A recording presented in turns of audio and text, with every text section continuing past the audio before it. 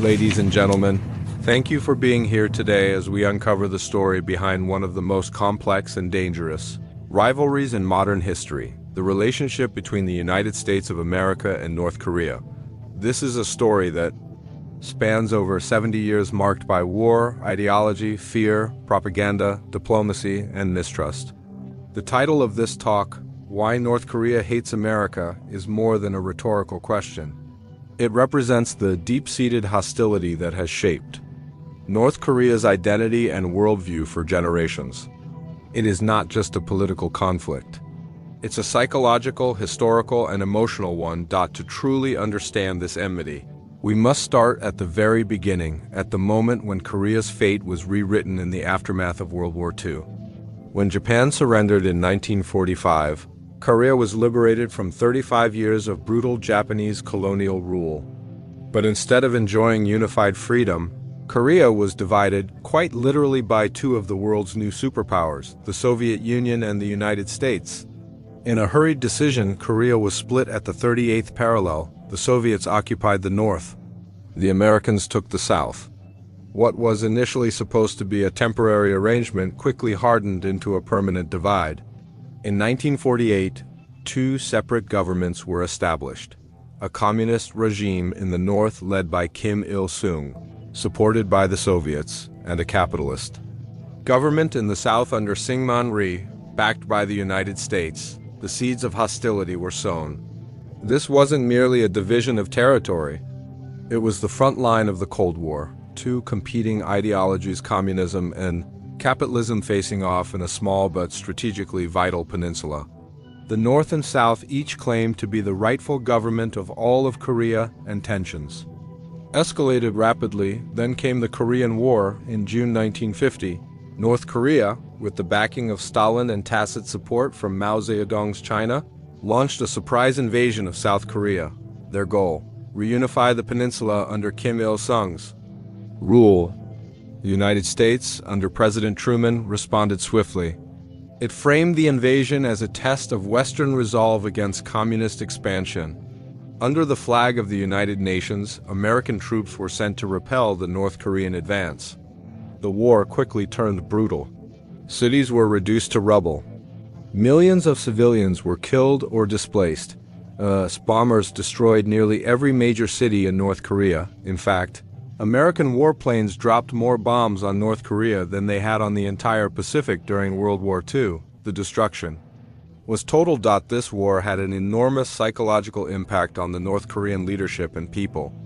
To them, the United States wasn't just a rival, it was an existential threat. The firebombing of cities, the high civilian casualties, and the use of napalm burned into North Korea's national memory. Kim Il-sung used the trauma of the war to entrench his rule, portraying the Americans as monstrous aggressors and himself as the heroic defender of Korean sovereignty.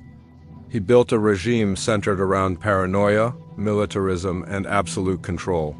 Every hardship, every moment of suffering was blamed on American imperialism. This narrative was indoctrinated into every child, every citizen, and every soldier. It was no longer just about history, it became ideology. Although the war ended in 1953 with an armistice, not a peace treaty, the fighting only paused. The Korean peninsula remained divided. The demilitarized Zone 1 of the most fortified borders in the world symbolized a frozen war. And over the decades, North Korea's hostility toward America solidified into state policy, reinforced by a system of propaganda, education, and political doctrine. Meanwhile, the United States stationed tens of thousands of troops in South Korea and maintained a significant military presence across the Pacific. Washington supported South Korea's development into a capitalist democracy, while the North became increasingly isolated and authoritarian.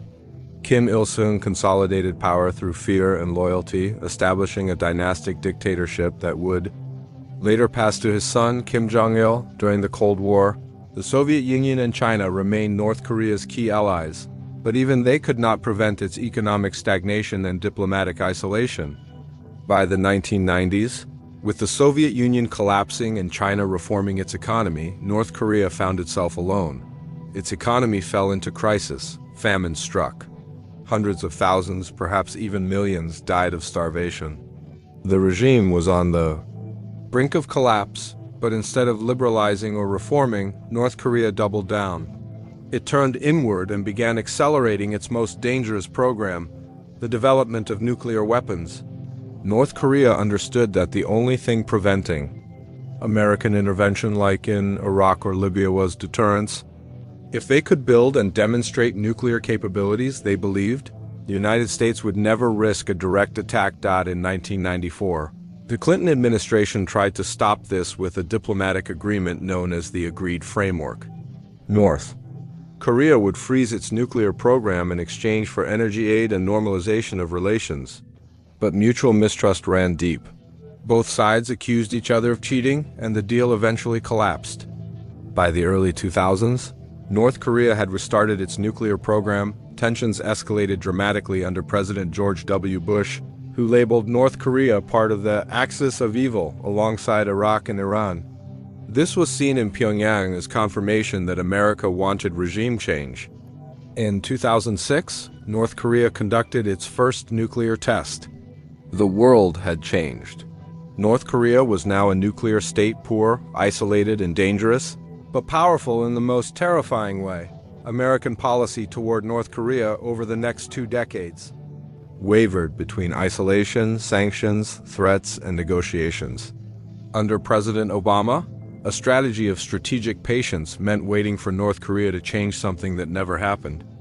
Meanwhile, North Korea conducted more nuclear tests and developed ballistic missiles capable of reaching U.S. territories and potentially even the mainland.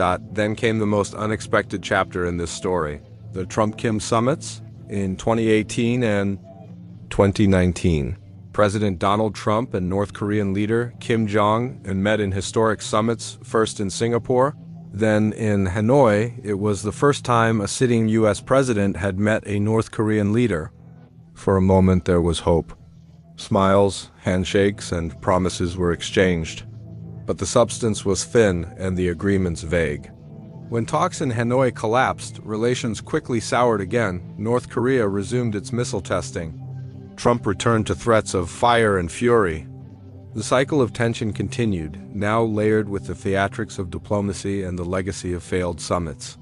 The Biden administration, while less theatrical, has also struggled to engage North Korea. Pyongyang remains defiant, rejecting all overtures and continuing to strengthen its nuclear arsenal. So, why does North Korea hate America?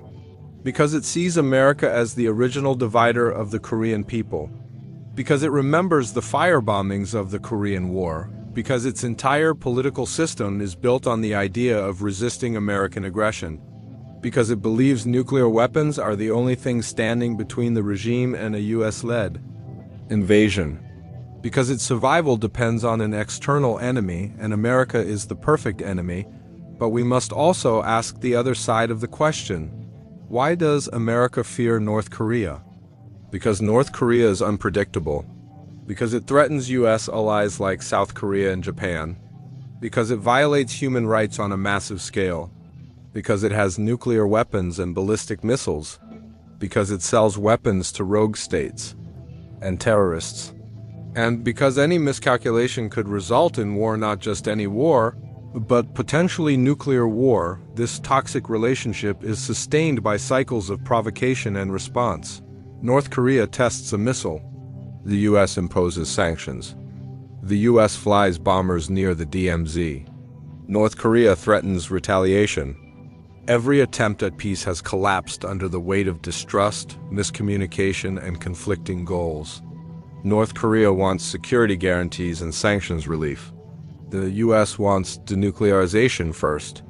Neither side is willing to blink, and so the hatred remains, institutionalized, normalized, generation after generation. North Koreans are born into a world where America is the enemy. Their textbooks, their museums, their media, everything reinforces that narrative. The U.S., for its part, views North Korea as a hostile dictatorship bent on provocation. This mutual demonization is not just a political problem. It's a human tragedy, because beyond the headlines and missiles and politics are real, People millions of Koreans divided by a war that never ended and a wall that never came down. Families separated, lives lost, futures frozen. So where do we go from here? There is no easy answer. Diplomacy requires trust, and trust is in short supply. But history teaches us that enemies don't have to stay enemies. The United States once fought brutal wars with Germany, Japan, and Vietnam, countries that are now allies or trading partners. Change is possible, but it requires courage, patience, and vision. Perhaps one day North Korea and the United States will find a path forward, not through threats and tests, but through mutual respect and a shared desire for peace. Until then, the hostility endures, not just as policy, but as memory. Not just as history, but as identity, and that is why North Korea hates America. Thank you.